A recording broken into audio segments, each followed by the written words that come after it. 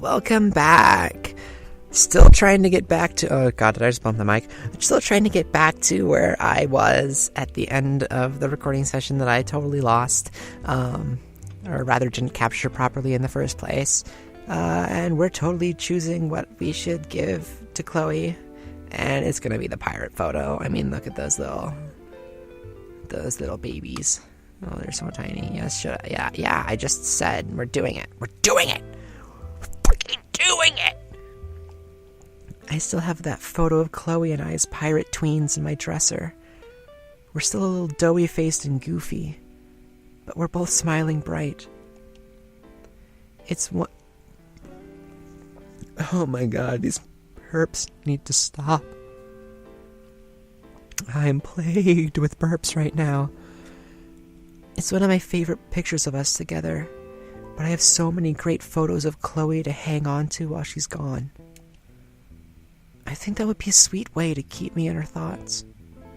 Pirate adventures together in spirit, at least. Maybe after class I can go out and buy a frame for it. Spruce it up a little. Sounds like a plan. But, Lordy! Oh my God. A bit of a hot snack there. Whew. What's really important is making this day about Chloe. I want her to feel like I'm supporting her decision, not holding her back. It's hard, walking the balance of knowing I'm really, really going to miss her and being happy for her, knowing she's done what she wants to do.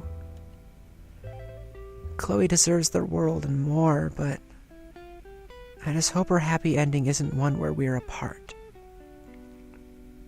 Mine definitely isn't. Her getting ready to leave is starting to make me really realize that.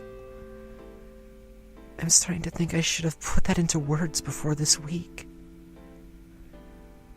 Just as I'm running the risk of riding the train all the way back into Mopesville, though, my phone beeps. Luckily, too, because apparently I only have 2 minutes to get to class. I hurriedly shrug my bag over my shoulder, scrolling through my text with my other hand. Looks like I'll be free around 4. That work for you? My schedule is totally clear.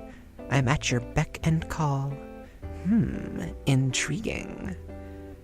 You gonna give me a hint about this surprise thing, or what? Well, I think you'll like it. Dude, of course I'm gonna like it. More specific. Nope. I want to watch you shiver with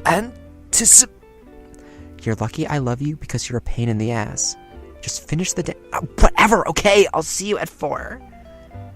Also, Max, thanks for doing this. I know you're busy with the contest and school stuff, and it's great to be able to hang out with you still. I'm glad we can... Patient. Oh yeah, of course. Nothing but the best for my BFF. Yeah, see you later. Don't be late for the date. Emoji. I'm gonna start charging you for those, I swear. I end up skating into Mixed Dog's class 3 minutes late. But even the darkest of Victoria's glares can't wipe the stupid grin off my face.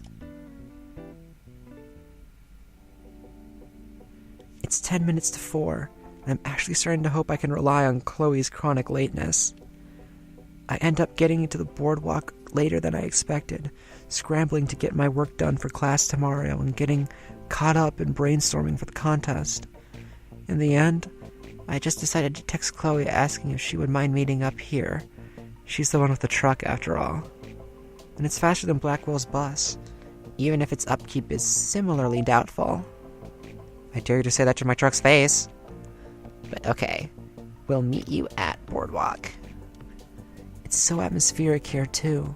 It's hard to stay focused. All the bright colors, the storefronts, and the soft sound of the sea in the distance makes me want to soak up the atmosphere. And this is one of the only places in Arcadia Bay that continually feels lively. I've always been more inclined to the quieter areas of town. Excuse me. I am grappling with my freaking stomach right now, especially for photography. But there's still something so magical about places like this, on the border between civilization and nature. I wonder if Chloe's searching for more places like this, bustling, shining with color and sound. She's definitely someone who's drawn to places and people that present life with vigor. Is she even looking for something, or is she just desperate to leave this place specifically? Well, it's not like I'm going to figure that out just by standing here thinking about it. The only person who can answer that question is Chloe.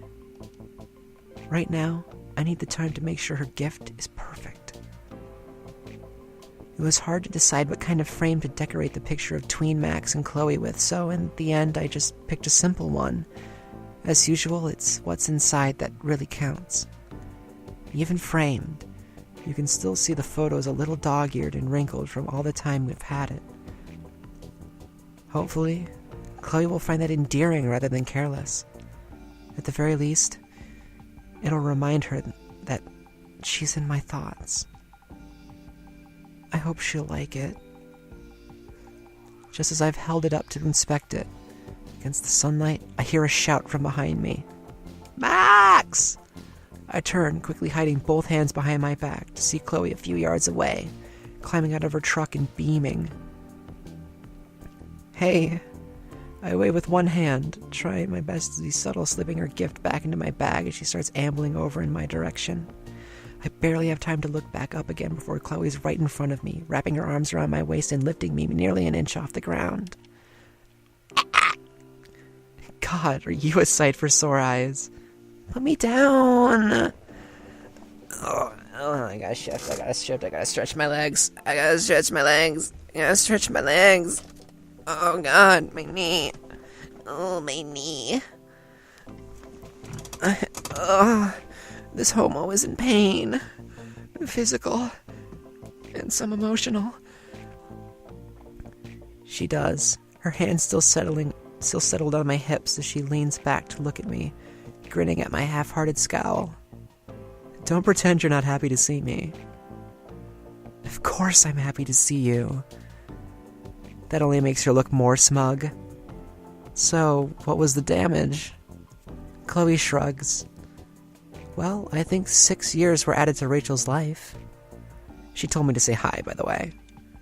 I'll have to say hi back later. She's counting on it. Chloe lets go of me and starts moving towards the edge of the wooden slats beneath us. She gestures for me to follow her, and I hurry to match pace with her again. So, why meet up here? Not that I don't appreciate the romantic atmosphere.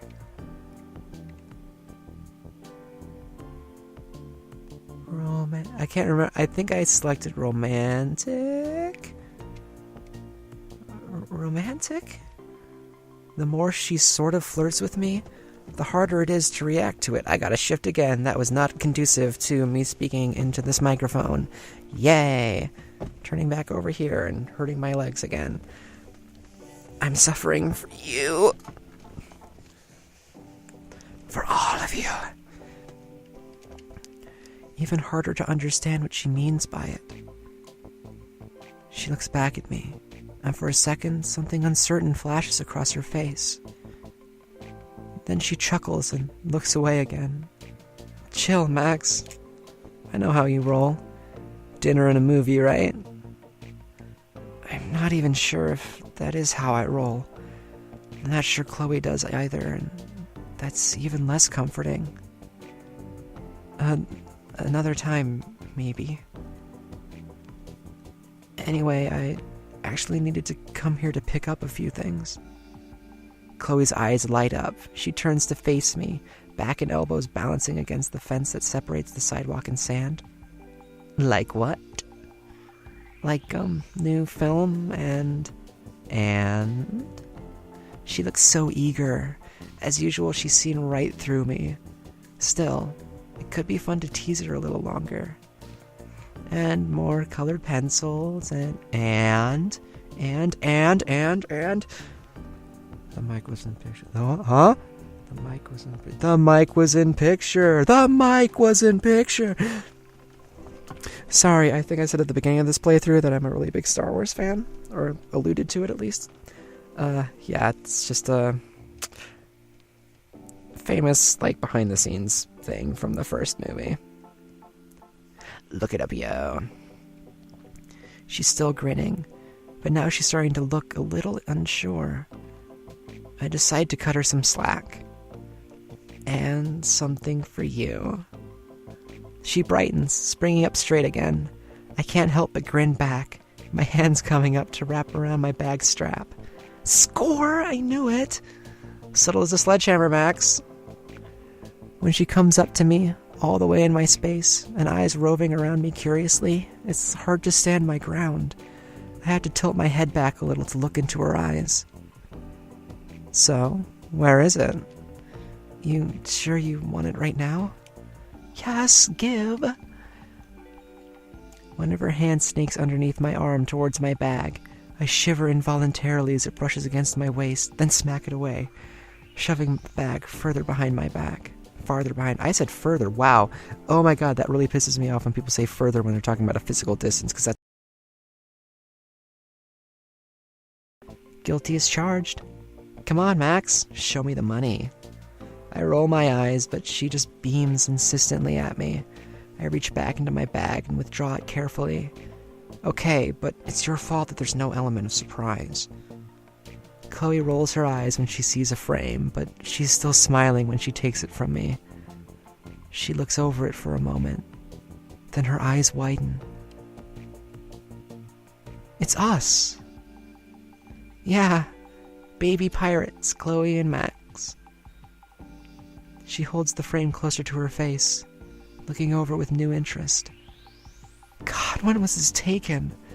I think I'm missing teeth. Oh, man, you still have that awful haircut? I wince and she laughs. But when I glance up at her again, her expression is sobered, still staring down at the photo. What is it? She glances back up at me, surprised, then huffs a laugh and looks between me and the photo again. You're gonna make me miss you too much, dude. Oh, no, shit, don't read into that. This is so cool. It's staying up front with me the whole trip. Thanks, Max. Just to make sure you're thinking of us little people from time to time. She bristles a little at that, tugging her jacket firmer over her shoulders. For a moment, I lose eye contact with her. Are you seriously worried about that? As if I could ever forget. As if that isn't the biggest thing to worry about when you find out your best friend is leaving for an indeterminate amount of time. Especially when yours truly is guilty of exactly that. Still, I try to keep my tone light. Coming to stand beside her, lean back against the fence some. Well, you never know. I've heard there's a lot of the world out there, Chloe. It's easy to get distracted. Distracted from what? I look at her, confused, and the look on her face startles me. It's like she's really deep in thought. Like she's trying to make a decision.